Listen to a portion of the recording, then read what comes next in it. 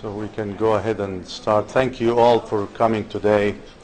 Last week we had an introduction and we saw how some of the clinical applications can use informatics in big way. I think today's session will give us a glimpse into how basic science research and translational research can really be boosted by informatics. It is a great pleasure to introduce our guest speaker today, Dr. Michael Roehrl. I was introduced to Michael back in 2012. Just to give you a backdrop for that story, what we call tissue bank, what we call tumor bank, was later on called tissue bank, and it was administratively run by anatomic pathology. We have done that for about 10 years. We learn few lessons. Certain things work well, certain things don't work well. And at that time, 2011, 2012, at the University of Toronto, the largest tumor bank belonged to the University Health Network, which is one of the hospitals affiliated with the University of Toronto. At the organizational level, a decision was made to move managing tumor banks from anatomic pathology to pure research, and it falls under the research domain. So administratively, it was a big deal for everybody, and everybody was trying to get their head around this. So the senior leadership went and looked at some key players in North America who can lead us into this, and we identified Dr. Roehrl. At that time, we were introduced to him as a leader in the field. Michael obtained his medical degree from Munich Medical School in Munich, Germany, came to Harvard University to do his PhD. After obtaining his PhD, he stayed in the department and did his residency APCP in Mass General. He was the chief resident, and they kept him on staff. Later on, he became assistant professor, and he was the medical director of the Boston Medical Cancer Center tumor bank. So he had already established himself as a leader in tumor banking at that time, and we sought him to come and lead us. He arrived in Toronto, and somehow the name of tumor bank changed to biobank because of the biospecimens, and under Michael's leadership, it actually evolved into what it is today, which is the biospecimen science.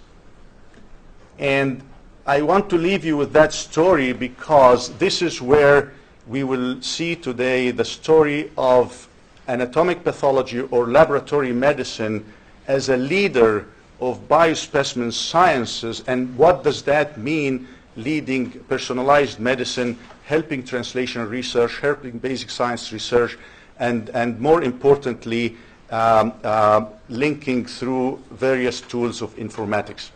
So here is Michael Roehrl. Thank you very much, Mahmoud. Thanks very much for inviting me. It's a great honor and pleasure to be here today. And what I'll try to do in the talk is really give you an overview of what the program has done over the last couple of years, what we're doing with biospecimen science, what I mean by that. And I'll also then share some research, ongoing active basic science or translational science research that's ongoing in my own research laboratory and a number of others throughout Toronto, with a particular focus on pancreatic cancer, to show you really how we use this platform, if you will, as scientists and physicians to drive precision medicine forward.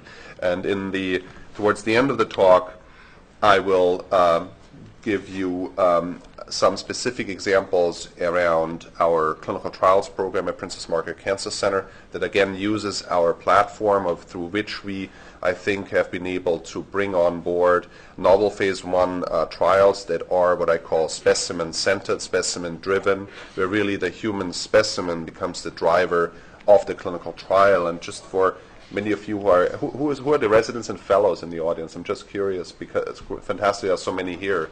Because what I've been telling the residents in Toronto is that pathology is now at the center of modern medicine. We are really in a renaissance of the importance of pathology for medicine. Without us, really, precision medicine and personalized medicine will not succeed.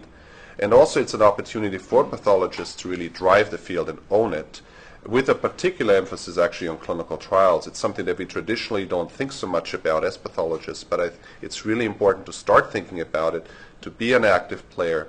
I was actually last month at the NCI. They're looking very hard for pathologists who want to be involved in these molecularly driven clinical trials, who provide the advice, help with the design of these trials, the interpretation, the development of correlative diagnostic tools, companion diagnostics, and all of this. So I'm sure you've heard about this. Think about it as you go through your training, really how you can take a leadership role in this, I think, very important aspect of modern medicine.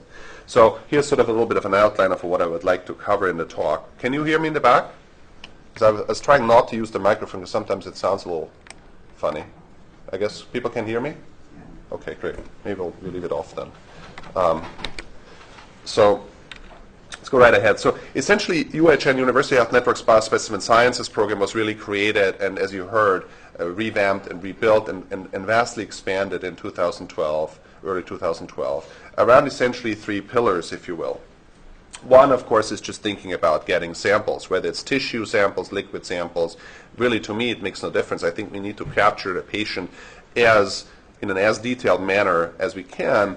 Also not forgetting that a snapshot single time point specimen is really not that useful. What you really want is from every patient is a serial sampling. I'll get to that in a moment.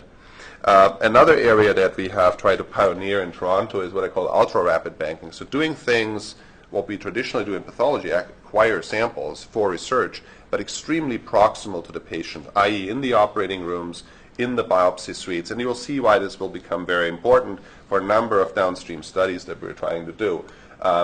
It's evident that you need to do things very close to the patient. Transport times need to be short. If you're starting to study these tissues or liquids with novel tools, including proteomics, metabolite studies, and so forth, things that are just chemically very labile. So there you really need to cut times short. You can even envision, we have a number of these programs ongoing where dedicated research biopsies are being performed for the sole purpose of acquiring tissue, not to ask what does the patient have, you already know that, or what stage is the disease in, but actually to be able to do a specific molecular analysis of that tissue. And again, the process of acquiring that research biopsy or that research excision is very much tailored into our program. Give you one example, our xenograft program where tumors go into mice, or our organoid program, to which I'll get in a little while with pancreas, where timing the research lab, the OR, the surgery, and the transport and an implant or seeding or culturing of the tissue has to be really aligned essentially within a half hour, an hour time frame to make this a successful experiment. So that's logistically quite difficult, but very rewarding in terms of the science. Then you've heard from Mahmoud already, we've tried to spend quite a bit of time on developing IT infrastructure to link biospecimens with outcomes in clinical annotation, as well as pathology information, obviously, molecular outcomes from gene profiling studies from our CLIA lab, or exome and whole genome data from the research domain. And really what's the if you will, the third pillar, really, the motivation for doing this is to be able to do these kinds of things that you see listed here. I think without a robust program and robust infrastructure and expertise and the IT that supports it, this cannot be done. You've heard from Mahmoud that University Health Network is really the merger of 4 hospitals and actually multiple campuses that belong to that. So it's a little bit logistical challenge to try to do this at multiple sites. So our primary sources really come from Toronto General Hospital, ORs and biopsy suite. Princess Margaret has ORs and biopsy suites. And the Western has. So we have actually already 3 campuses where this needs to work in sync, and so our IT system is web deployed and essentially mirrors identically at these different sites. Plus, increasingly, as I said, we're doing a lot of work around phase 1 trials as well as pharma-sponsored later phase clinical trials. And again, being able to manage this requires a robust infrastructure. So to drive the point home that I already alluded to is that we are not just thinking about the patient in terms of one sample at a time, but really as a continuum. So this is essentially what we'd like to have on every single patient who comes to our hospital as a baseline set, because only then can you really start asking questions about before and after. So you want something before surgery, whether it's blood or something else, depends on the disease, obviously. This is just an example. And then you want something during intervention, whether it's surgery, biopsy, or chemotherapy, radiation, or combination thereof. You want something during the, if you will, perturbation of the pathophysiological state, and then something afterwards. So this minimal data set we call the perfect quartet. If you have that on a patient, not only can you then ask scientific questions in the translational and basic side that you couldn't otherwise ask, it also becomes an enormous point of leverage for the program working with pharma and biotech. Because as you can imagine, every new drug really requires companion diagnostics to be built along the development of the drug. And so in order to ask questions around this, what is an appropriate test for the enrollment and so forth, having at least a sample set of this size is something without which you cannot succeed. We've taken this a little bit further for a number of our studies, in particular the longitudinal clinical trials, as well as some specific disease sites in which you have particular interest. We do something called the Specimen Set Plus, where we really also focus a lot on the follow-up.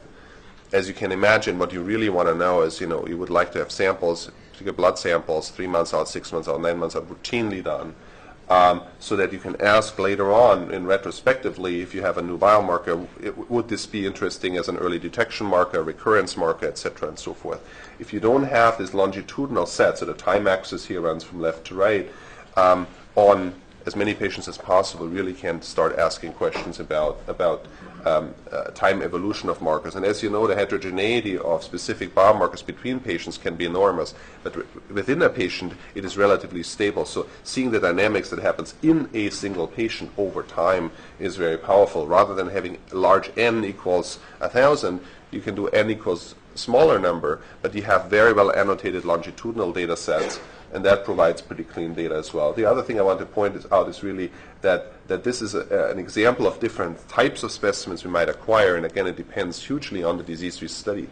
So in ovarian cancer, which is another big area of research at Princess Margaret, ascites fluid is of course very important. Urine could be important for prostate cancer, etc., etc. You really need to tailor, you need to think. What I say is, the philosophy that drives us, it's the underlying science that drives the types of specimens, what we collect and how we collect it. Really, the question we want to ask in the laboratory should determine that, not just because we can sample, but because we must, because the experiment that we want to do asks for it.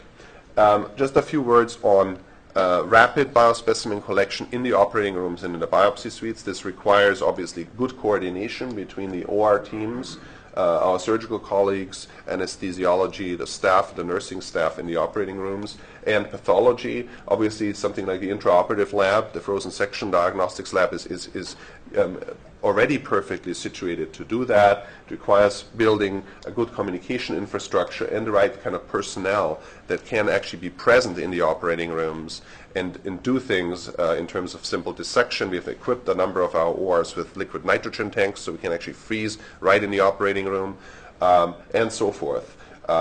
It's basically, again, getting the right people in the right place, getting communication infrastructure in place, and IT to annotate these samples right there. And obviously one can not just do it in the OR, but also increasingly in biopsy suites. And if you look at clinical trials today and a number of research questions we ask, they often ask on advanced metastatic cancer, for which surgery is not typically done. So in order to capture that population, one really needs to think about biopsies. And if we just look at the volume over the last 4 years, our biopsy volume for research purposes has really exponentially increased. And as I said, a number of studies now ask for specific, dedicated research biopsies that would otherwise not have been taken because we already know what the patient is, but we want to monitor the disease molecularly. So I want to say a few things about IT infrastructure, specifically relating to biospecimens and the translational research that goes on with them. So we spent a number of years developing different database systems and real-time data federation models to link between what we have and what we've acquired and what the research that's being done on these samples yielded, so that we annotate the sample set. So we created some data models that are very generic. that allow us essentially to capture patient events, such as a surgery or a venipuncture would be a patient event, which I'll show you in a moment in a database creates, again, a longitudinal event list, very similar to an electronic medical record, essentially a mirror of that, but at the specimen level. And then you create these derivatives of derivatives that then tell you exactly anatomically where something came from, or within a tumor, sort of the idea of heterogeneity, if you wanted to study multiple sites within the same tumor, that can be captured in a data model. But then also actually what you do with the sample, if you provide, created a DNA library that you then later on went to sequence the NGS or something like that, or if you created some derivatives, molecular derivatives of the sample. So you can actually go back and ask what method was used to build the library, where exactly in the body did this come from, and so forth. And that's very powerful because that then also links directly to the actual sequencing data. The database doesn't contain the data, but it links to where it otherwise in other databases sits. So as an investigator can ask the question, how many of my patients have been NGS sequenced in CLIA or research? How many had a xenograft made or an organoid made, and where was it actually made from, and where is it currently sitting, and what kind of research questions have been asked with it. This is sort of a screenshot. We started using open source software for doing this, although an in-house developer team of informaticians and programmers worked heavily on this over a few years. And what this is just shown from one patient. If you scanned a 2D barcode from any of our de-identified research samples, it would bring up a hierarchical tree like this, and each of these is an event.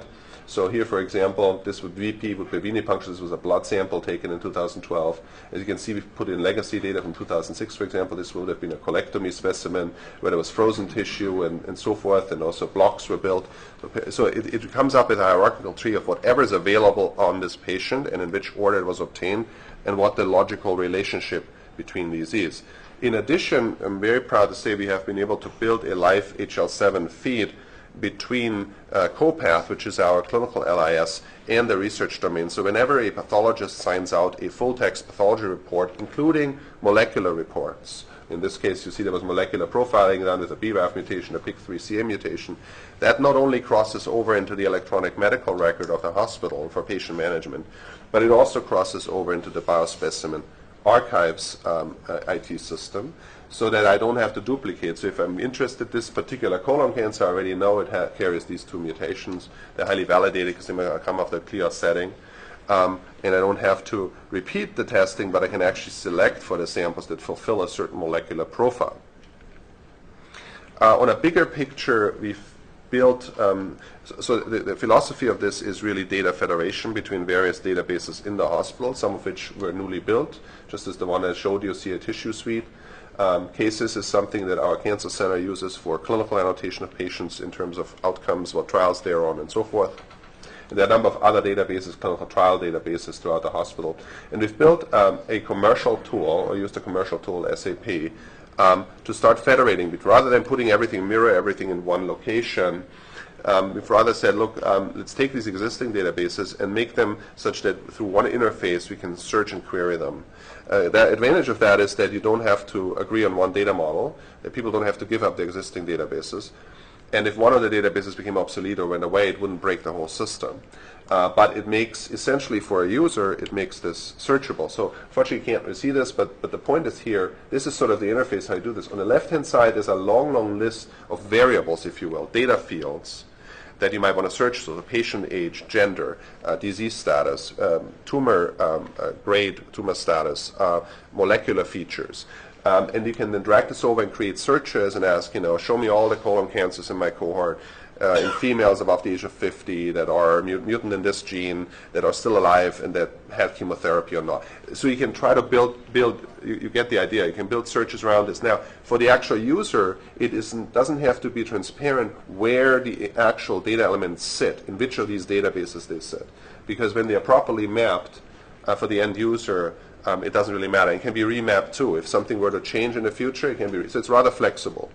And it does the searches in real time. So it doesn't prepare a whole database that you then query, but rather your queries then run against all the existing databases.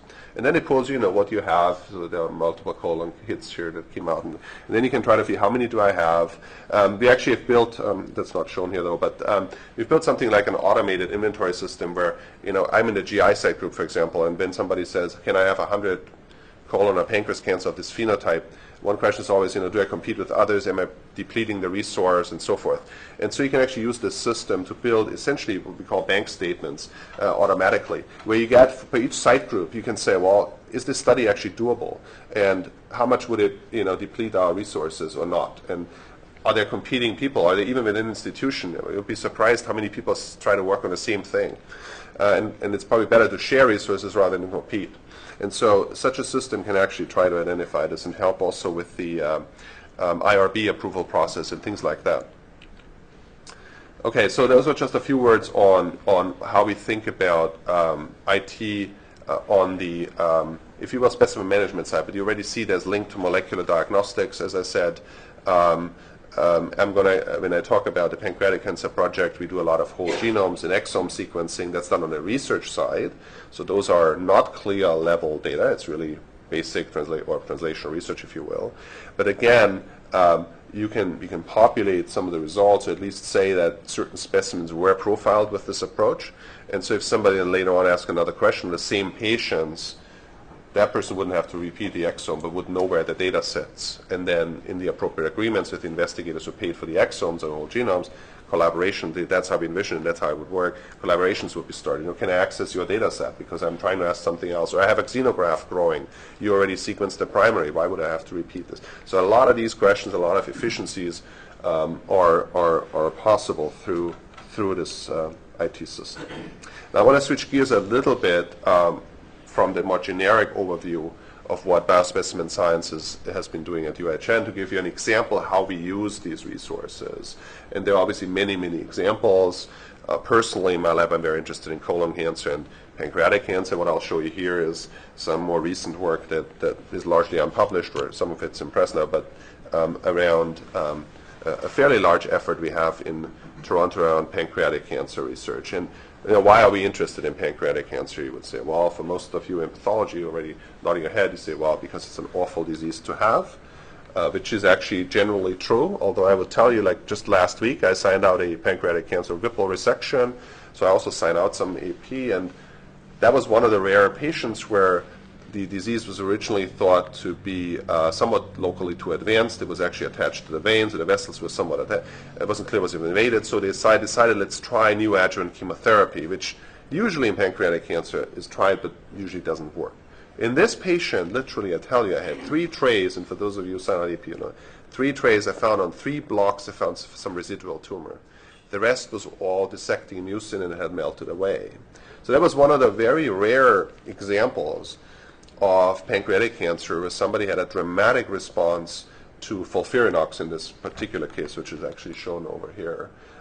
The motivation of showing you this is sort of the evolution of, and I borrowed this slide from my colleague Malcolm Moore, who was head of medical oncology at Princess Margaret and has now just moved to be head of the BC Cancer Agency in Vancouver.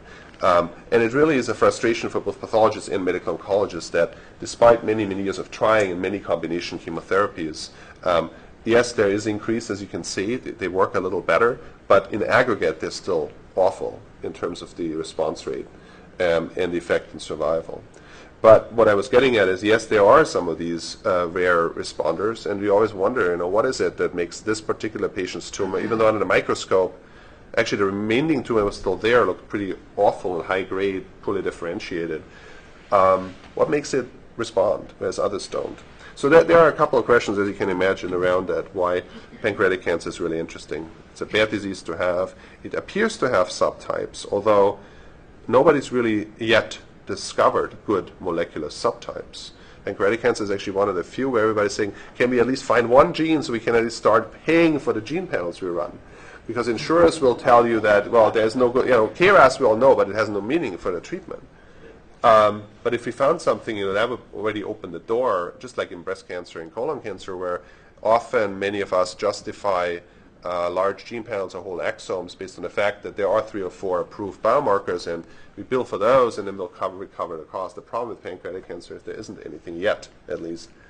Perhaps there is. I'll show you some evidence that there is. But the other problem, really, from a technical point of view, is that pancreatic cancer is notoriously hard to study. Why? Because any tissue that you resect from a patient typically, and this is already a very cellular field, contains only small amounts of tumor and a lot of stroma around it, a lot of inflammation. There's always pancreatitis. There's proliferation of the fibroblasts around it. There's essentially scar formation. And in some cases, perhaps 5% of your total tissue is actually neoplastic and the rest is reactive. So that's hard to study directly from a patient, of course. So it's challenging to do.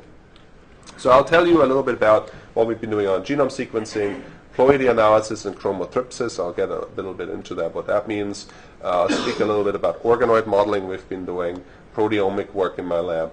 And then that leads me actually into something else that we've been building on top of our existing biospecimen program, not just for pancreatic cancer, but for every cancer patient at a cancer center. But it's especially important for the study of pancreatic cancer. And that's trying to capture patients with advanced disease who we might otherwise never get samples of because they don't have surgery. So in pancreatic cancer, only a small fraction of patients ever will have surgery.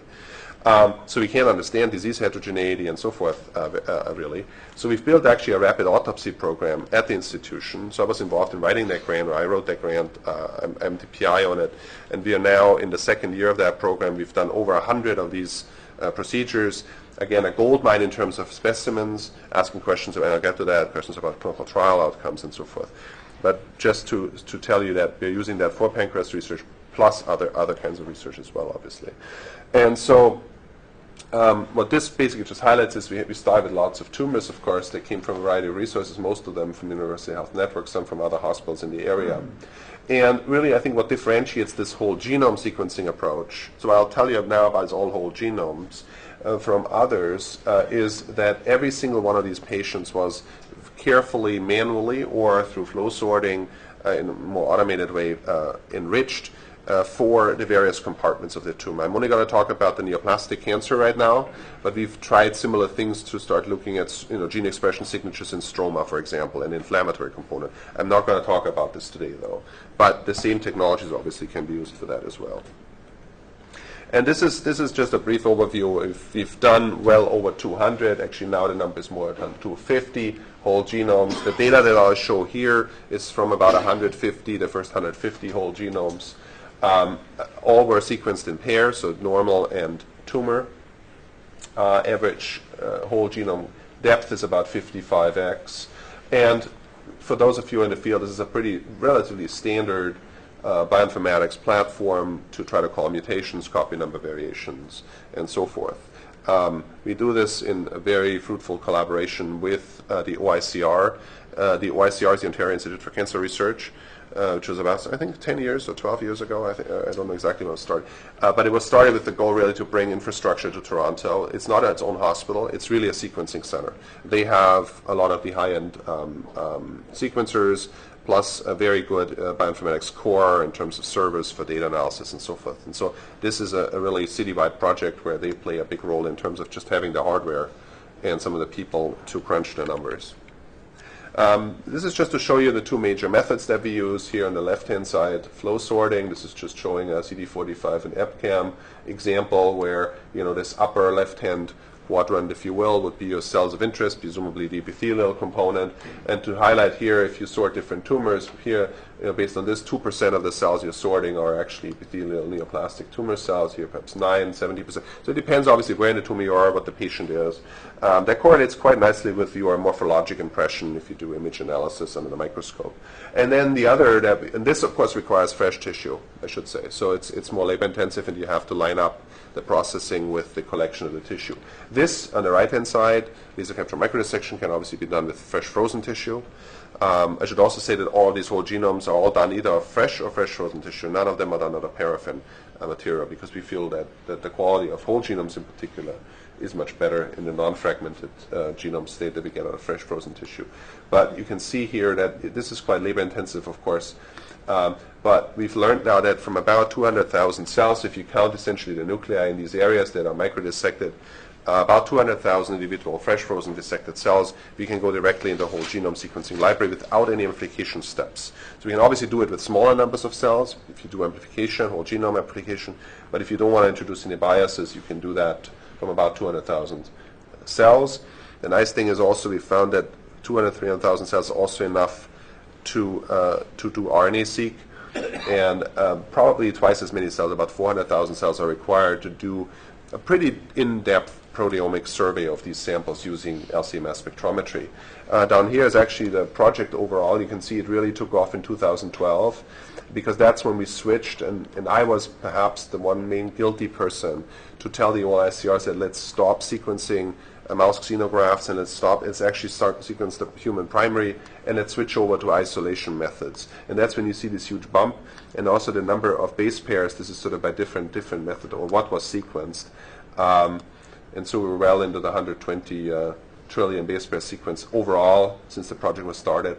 But really now it's essentially all either flow sorted or LCM dissected. We're no longer doing bulk sequencing for these tumors, as well for other tumors actually, because it's been quite successful.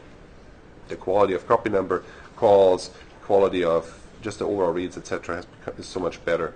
Initially, of course, there was the big debate. I remember this vividly. We were sitting with the OICR, and there was the informatics groups, people who really write the code, and they said, "Oh, don't worry, we can always tease out what comes from the mouse stroma, or no problem, right from the xenografts, because you're getting human tumor growing in a mouse environment, and we have the tools to do that." Of course, that never worked.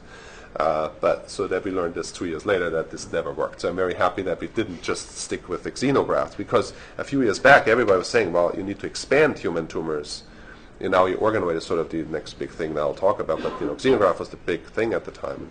We can grow big tumors out of small lesions, and that's going to solve every problem. And for us, at least, it didn't, and I think for a lot of others.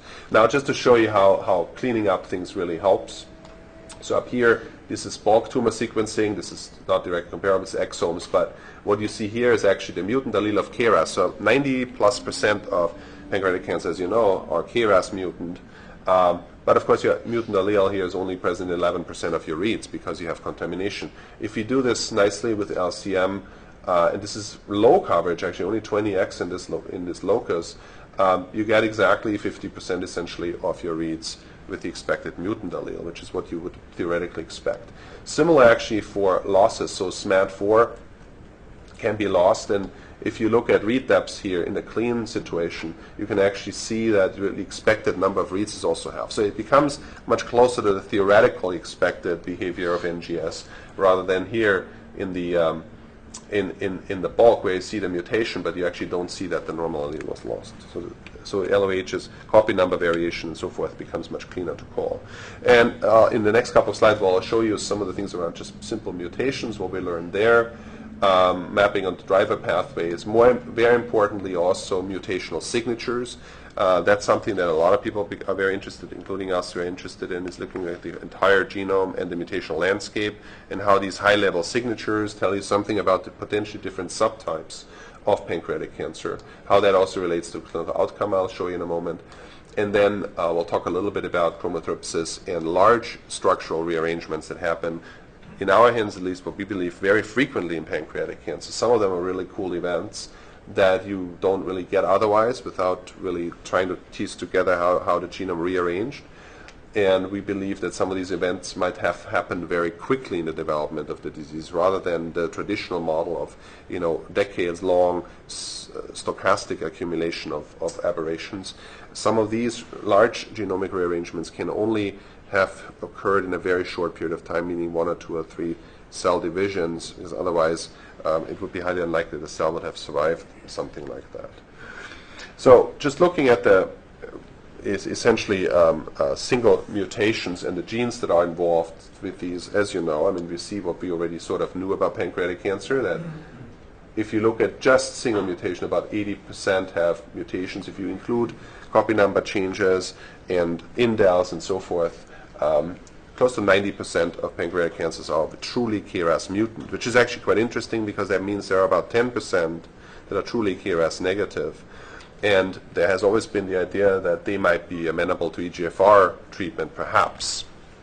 And it's actually interesting when you go back to the studies, and Mark Moore, who I mentioned earlier, was involved in an earlier clinical trial, a randomized clinical trial for EGFR inhibitor. It was negative, but borderline negative. And actually, in retrospect, if you look at the subgroup of KRAS non-wild-type patients, there actually would have been a signal that perhaps EGFR therapy would have been beneficial for that subgroup. It's not really been tested ever since in a prospective manner, but now I think there's renewed interest to look at this remaining KRAS wild-type population. And then there are a number of other P53 we all know about, SMAD4 and so forth. But the interesting thing is then you get this very long tail of mutations that are essentially more private mutations. You only find them in small subset of patients with pancreatic cancer. So obviously already there you realize it's not just one disease, it affects many pathways and many different genes. And others, of course, in breast cancer and colon cancer, when you look at this, you're all seeing this kind of distribution of mutations being hit. And so you could argue this is a good thing or a bad thing for precision or personalized medicine. One, bad maybe because we would have to develop lots and lots of drugs against lots and lots of signaling molecules that only affect 3, 4, 5% of your disease. That is partially true, although you could say that if you actually start to aggregate them into pathways, the number of pathways you need to hit is much smaller than that. So perhaps that would be one way of looking at, even with a limited set of drugs. It also points to something else, though, to the whole idea of basket trials that you may have heard about. So the world of clinical trials is changing, right? Now we're actually no longer looking for the pancreatic cancer with a particular genetic mutation. But let's look at the genetic mutation and see what diseases out there that have it. So even if you might have only 5% of pancreatic cancers have this particular mutation, if you aggregate many other types, and that's where this term that I really don't like in MRoehri comes from, histology-independent trials. So you probably heard about that slogan already. That's being promoted a lot. I really don't like it. I think what they really mean is pathophysiology-driven clinical trials. So you're looking for a pathophysiological aberration and then ask where in the body do these tumors arise. They may have different morphology and different sites of origin. And again, then if you add it up, then the 5% from pancreas, the 5% from breast and lung and so forth, all of a sudden you get to a much larger cohort that you can test your drugs in. And that's really the whole idea. You may have seen the papers on BRAF, for example, where people started a trial that says, I don't care where the tumor is from. As long as it's BRAF mutant, I'm going to treat them with a BRAF inhibitor. So that's, I think, an evolution. That's also something I want to tell the residents and the fellows here. That changes, in a way, how we think about guiding, as pathologists, what trial a patient should be enrolled in. Oh, I just want to make another point, too, and we'll get to that in a moment, that if you look at variation, well, this looks very static, right? If you look actually at patients, for example, there are obviously patients with lots of mutations, and very few, we'll get to that, and most have fewer. So that's actually shown here. Just if you look at somatic SNVs, for example, total mutations per donor, the median is somewhere around 5,200 mutations on a genome basis, but can be as much as 90,000. And that goes through and through. It's true for structural variation, for copy number gains, you can see, right? The median 38, but it can be very high. So again, this means even at a high level, just looking at alterations at a genome-wide level, there's an enormous variation between patients that all look the same. We actually did an experiment a little bit. These are all talking about really the middle of the road pancreatic ductal adenocarcinomas here. That under the microscope, if I gave them to you, you probably wouldn't, you look at 100, you say, well, they all look a little bit alike. I really don't know what I'm looking at. Colon cancer is a little bit like that. You've seen one, you've seen them all, basically. So we're not talking here about histologic variants or unusual types, not the undifferentiated carcinoma, osteolike giant cells, or Asner cell, whatever. These are not included in this study, really. They're interesting in their own right, but we're talking about here the main ductal adenocarcinoma that under the microscope looks very much alike. So if you break it down, so we did then other studies where you look just simply at overall mutation profiles. So you've probably heard about sort of Alexandrov approach. So at the Sanger, you've started looking at that, and we did the same things here, looking at basically just overall mutation types, base exchange types, and in a 5' and 3' context, and whether or not we can cluster and come up with different, if you will, types that are based on overall mutation patterns. So if you do that way, you find a large case where you say, well, we call them the typical case, or some are called age-dependent. We'll get to that as well. But there are clearly subtypes of patients that have other things. So there's actually a subtype.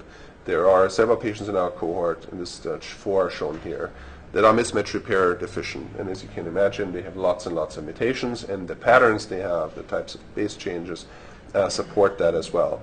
There's another group of patients that what one would call double-strand break repair deficient. And I'll get to that in how many cases we can show that that's really can be led back to a gene mutation we can detect. But these are of particular clinical interest. One is that mismatch repair deficient pancreatic cancer is rare, but when it occurs, it appears that, now in the small cohort they did really well, that they appear to have a course of disease that's less aggressive than in the mismatch sufficient or wild type situation. These are also of particular interest because for our immunotherapy program, because there's a number of data, a lot of data out there now that suggests that tumors that are mismatch repair deficient, because they create a lot of neoantigens, are more immunogenic and therefore may be more amenable also to immunotherapeutic intervention. So these patients, obviously, that we had here in our cohort were not tested that way, or were not treated that way, but it provides potentially a treatment situation for that small subset of patients that have that. And so we have some trials ongoing where we try to enroll mismatch deficient tumors into immunotherapy, and this would at least allow a small subset of pancreatic tumors to be enrolled on those trials. And you actually see here we can explain those four through either germline or a combination of germline and somatic mutations. This is sort of a little bit a more detailed picture, and really the main point I wanted to make is look at the lower bottom of this, panel. And this is really the full sort of Alexandrov algorithm approach that we took here, where we not just looking at the actual base change, but it's the 5' and 3' context, and then using these that they've been assigned for other tumors, of course, these patterns, if you will, that are labeled over here. Basically the types of mechanisms that may have led to these mutational signatures.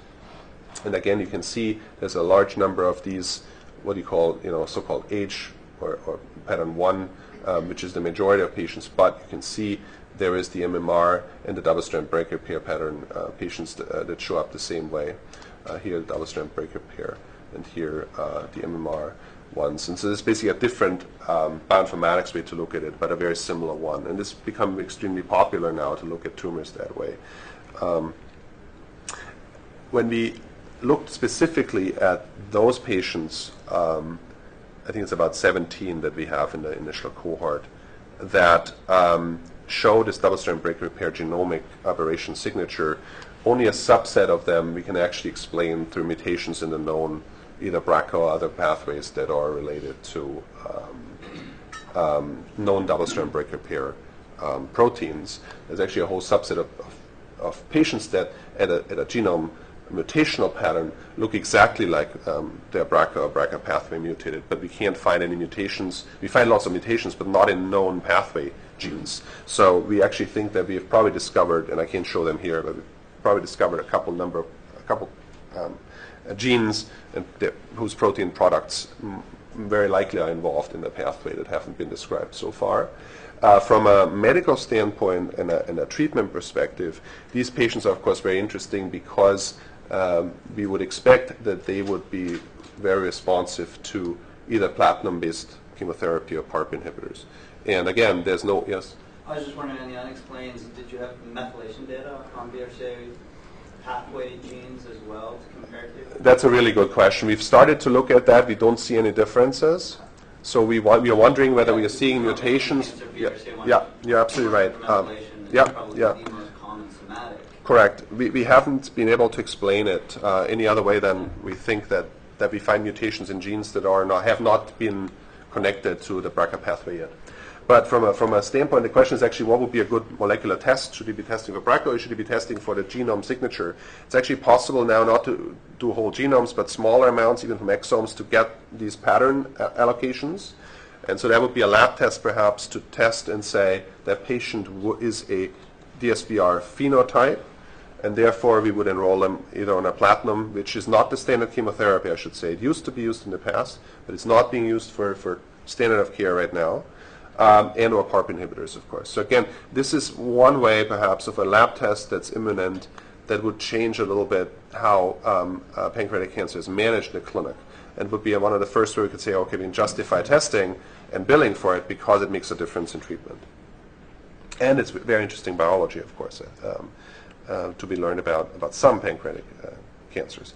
Now I want to switch gears a little bit about findings that we have from our whole genomes that were really struck us initially as hard to explain. and that we find quite frequently in these tumors, and separate them a little bit from most other solid tumors. So you may have heard about this concept of chromothripsis, which basically says, as opposed to the static accumulation of mutations over time, there could be events that are near catastrophic during cell division that lead to a larger scale rearrangement, a reshuffling of genetic material. And that's sort of highlighted here in this sort of pictorial here. But there are a number of features, and you can read through them, that essentially characterize these events as chromothriptic.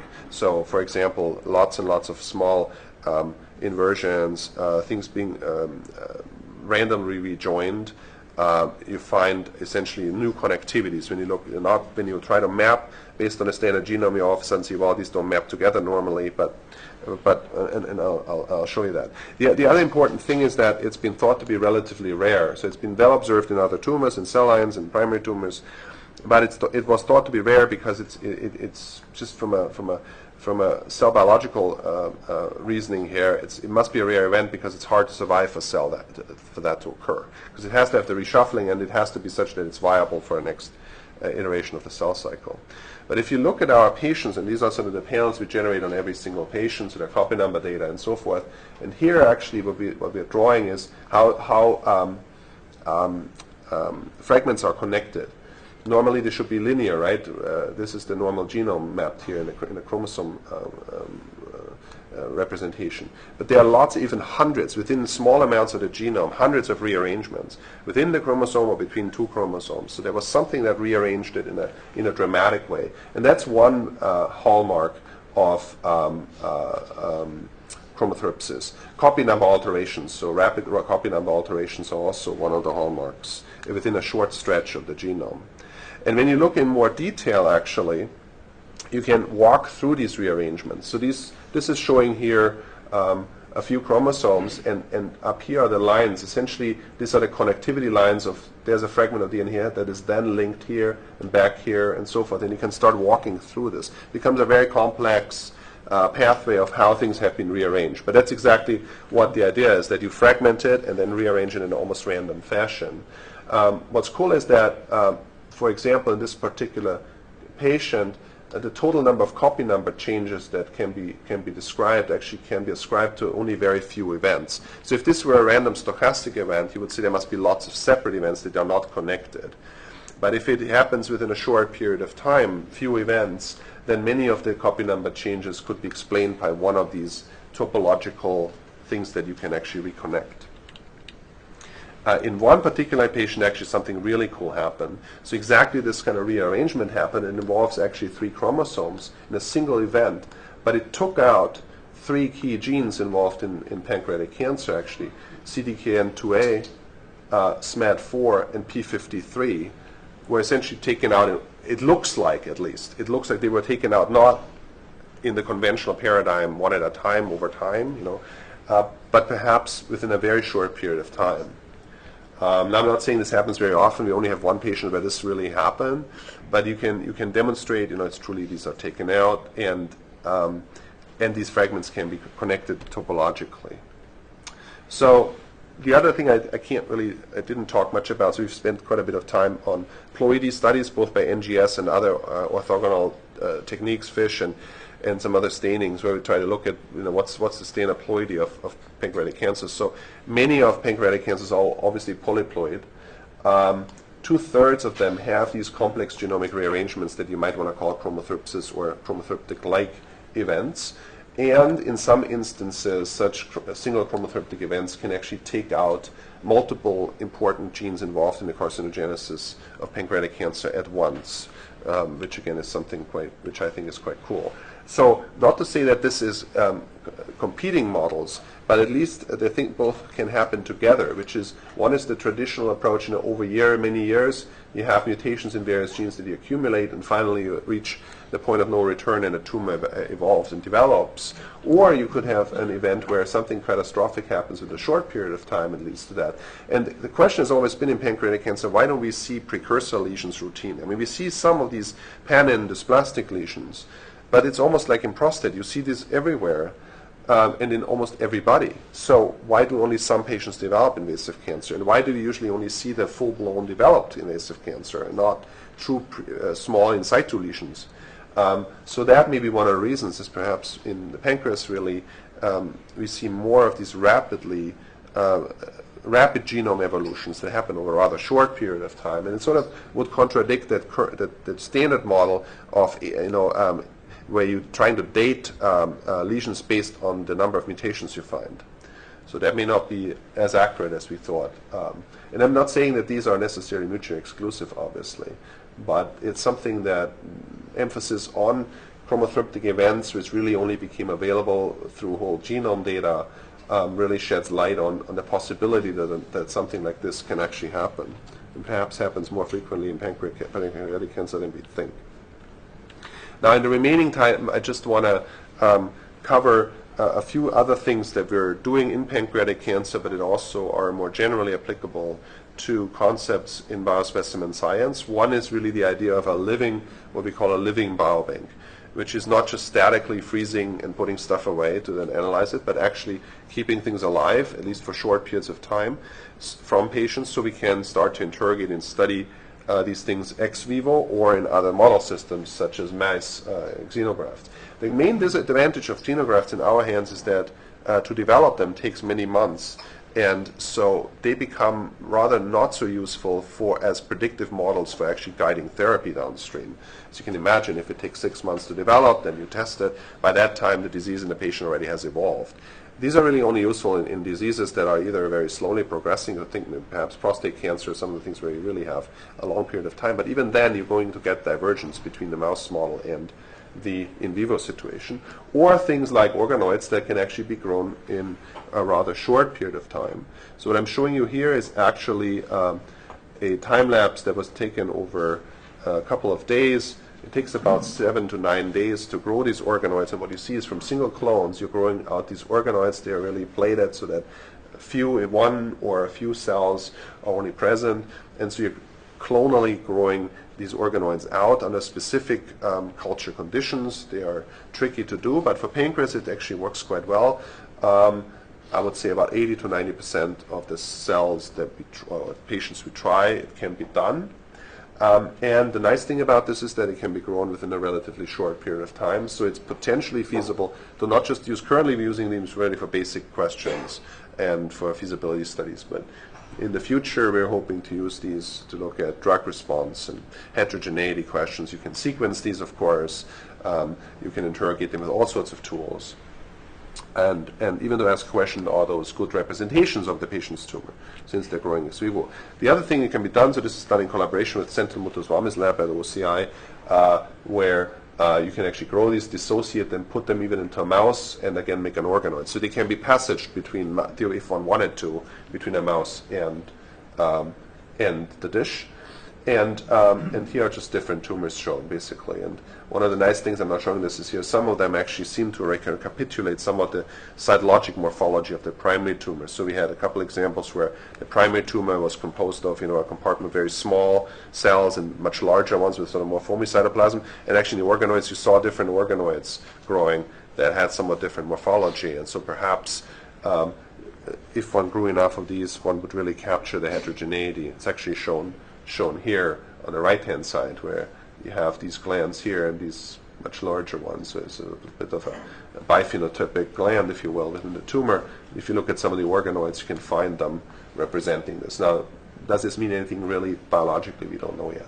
But at least morphologically it does. And they tend to look a little bit alike their primary tumors. I want to say a few words about, before I run out of time, about proteomics, which is a very deep interest in my own lab. So we've done proteomics for a number of years on colon cancer and so forth, and over the last couple of years we've been very interested also in pancreatic cancer. It's very difficult to do because of the heterogeneity problem and the amount of sample you have available. But Chien in the lab has figured out a way how to actually use frozen LCM tissue from 100 to 400,000 tumor cells. They can be isolated realistically over perhaps a 2 or 3 day work. So if you work on it for 2 or 3 days, you get enough of these cells. An important point, difficult one, is we're not to use as normal if you wanted to compare differences in the proteomes.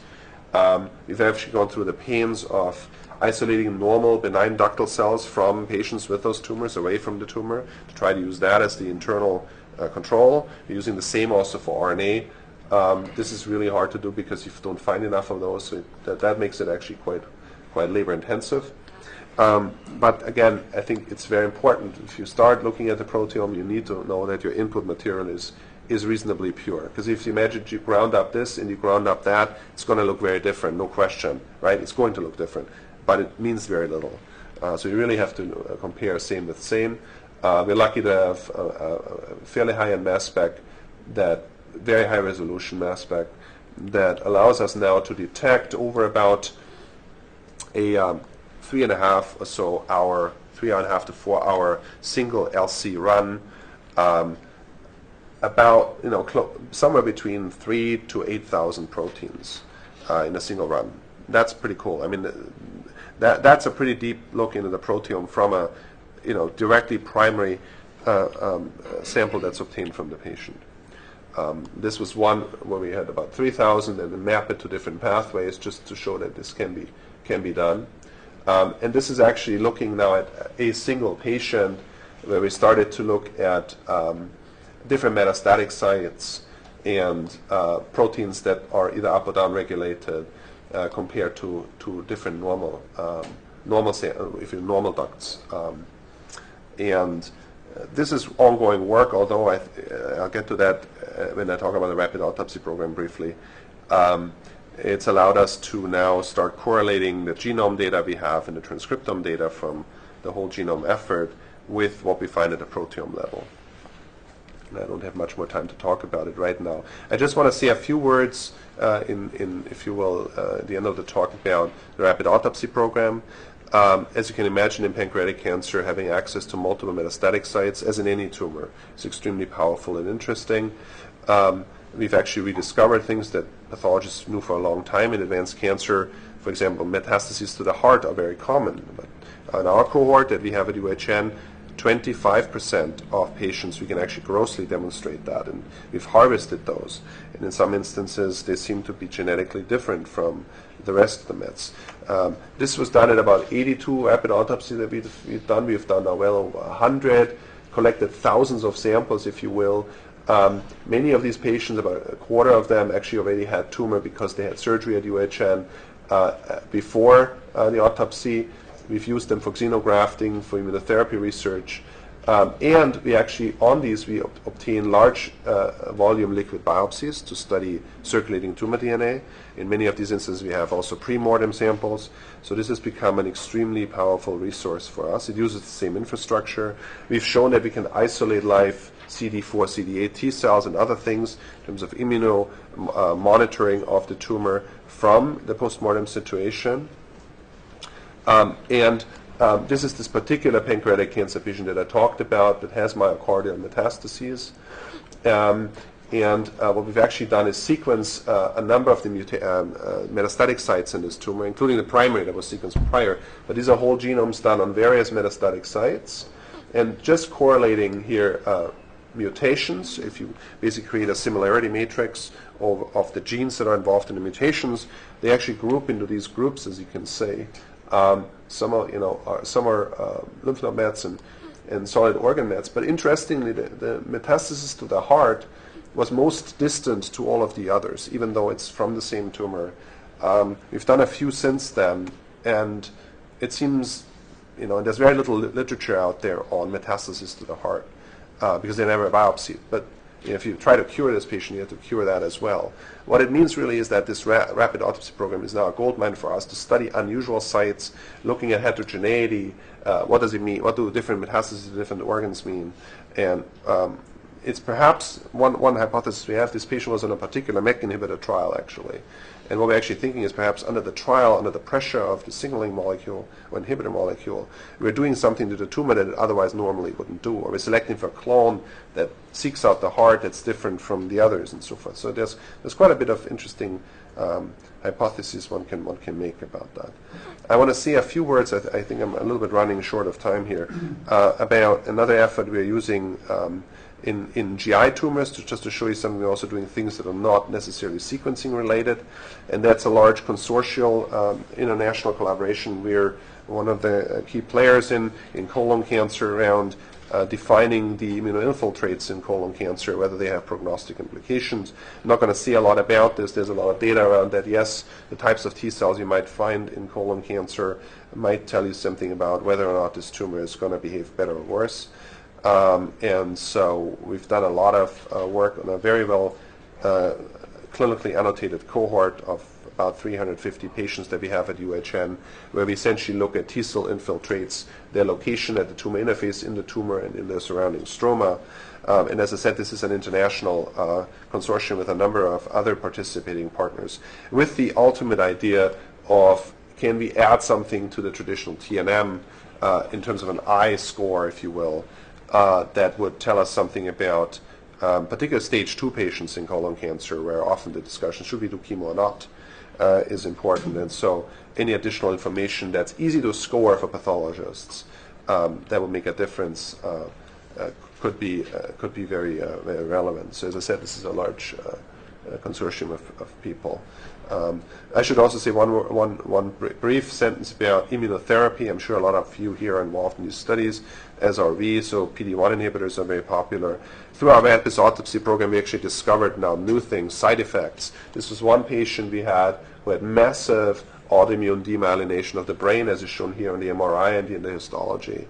He had melanoma, but nothing in the brain. It was really a bystander effect of messing around with the immune system, if you will, through immunotherapy. I think we're going to see a lot more of that as we treat more and more of our patients, including lung cancers and other, with immunotherapeutic agents. And my advocacy is, a rapid autopsy program like this will help you catch these things early on. So it's of great interest to pharma partners to have something like this, because you want to know this early and think about it rather than going into a late-stage clinical trial that then fails because everybody develops fulminant MS, for example.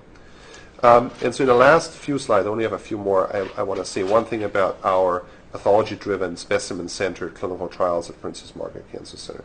As you know, and we've already alluded to this in the talk, the old trial design was you run a lung cancer, a breast cancer, a colon trial. These days are somewhat gone. Now we are running trials that are really driven by the pathologic aberration that drives the disease. I was saying the BRAF trial, right?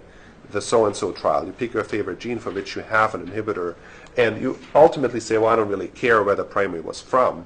And that's where this word, now we go to all the ASCO meetings, they'll say histology independent. I don't like this, because pathology is at the very center, so they are histology driven, of course, trials. But they're pathophysiology driven trials. They're certainly not histology free. I think somebody should stand up and tell Med-Onc this. I still hear this all the time, though. And so we have these very much what I believe you have here, these gene profiling trials at Princess Margaret, where things are being run through a panel of a few hundred genes to try to characterize these patients. And so early on, this was done when about 250 had been enrolled. Now I think the number is close to 3,000 that over about 3.5-4 year period have been profiled with various evolutions of these panels. And of course, the number that always quoted says, well, about 40% of patients we find stuff that's actionable. Therefore, the gene sequencing is really useful, which it is. We also have an evolution where you do this repeatedly on disease progression. But this is really the slide I wanted to get here with is when we look, and this is very recent data, only a few months old, 3 or 4 months old. When you look at some of these patients, so in this case, close to 1,900 patients were accrued. Of these, about 1,600 were profiled in this particular study. And then the question was asked, so based on our panel, which is pretty extensive, what actually happened? So 15% of these patients were enrolled in trials, any clinical trials. But only 5% were really enrolled in trials that were genotype matched, meaning we found a specific mutation that makes them eligible for a specific trial. And I think what this highlights, and others have found this, if you look, a number of papers have come out from various cancer centers now, exactly in the same ballpark, 5 to 7%. It highlights actually that in molecular diagnostics, I think we've made a quantum leap. What's lagging right now is medical oncology and the ability to bring enough phase 1 trials to each center, to actually bring enough drugs to a center so that we can service, if you will, and we can treat the mutations we know about. exist, right? It doesn't help you if you find a mutation. You would have to send the patient across the country to a trial that is open for a particular aberration. So this, I think, highlights we're doing a great job with profiling, and the data is robust. But it means that we as pathologists, I think we need to kick our medoncs, across the aisle, so to speak, and say, look, you need to do a better job in developing this. And this is also a major concern to the NCI, I know that. So there's actually going to be a meeting in October where, again, pathologists have been asked to come to the NCI and really think about why is this, what do we need to do to boost this number? Because only then will personalized medicine succeed. But on the good note, this is my sort of final slide, is that for those who have been enrolled in so these are comparing the patients that were enrolled in general clinical trials based on profiling versus precisely genotypically matched trials. So when you look at them in the waterfall plot in terms of response rate, they do respond better. So that's what you want to see, right? You want to see that patients who are then enrolled in their personalized trial, they're going to do better. But the dirty little secret is that we are not getting enough people into that domain right now. We're not getting, and that's really a failure, both I think of phase one, speed of phase one approvals and getting those trials up and running. But the good news is that there is, for the first time, true data out there that shows that the patients who are lucky enough to be enrolled in their personalized precision trial, they are going to do better. So I want to skip this here. And I just want to close with a number of people who were involved in this. You can see that here in the various aspects of the proteomics and the genomics of pancreas cancer, a rapid autopsy program.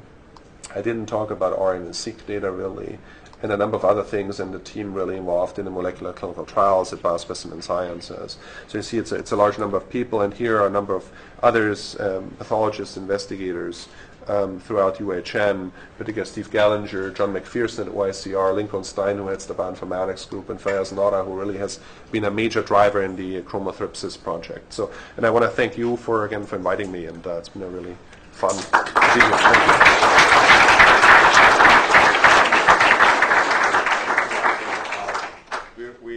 We ran over time, so I don't think we will have many questions.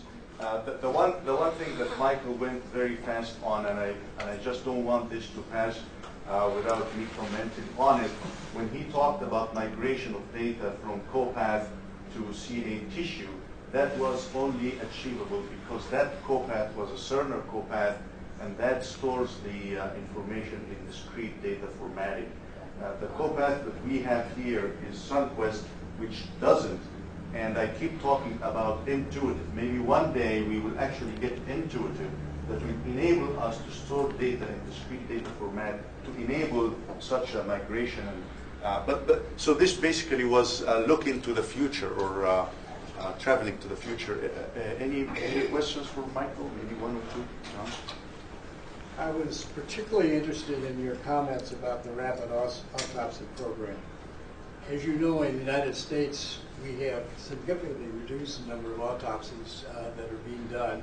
And furthermore, many of the autopsies aren't even started until 18, 24, 36 hours after death. Yeah. How rapid do you have to do an autopsy, and what can you do to, in this country, to change the way we do the autopsies? That's a great question. So we started with the same thing. So when we put this program in place, we essentially don't do it 24/7. We do it from, let's say, 7 in the morning up to about 10 p.m., the actual procedure. We try to do it for in-house deaths as quickly as we can, and sometimes it's within an hour and a half post-mortem. We actually have, and really the game changer was to put a dedicated coordinator who works in the cancer center, on the clinical floors, who interacts with both the families in terms of getting consent, but also interacts with the nursing staff and so forth in the palliative care floors, and really monitors what's going on. Where are the patients who have consented? Where are they now?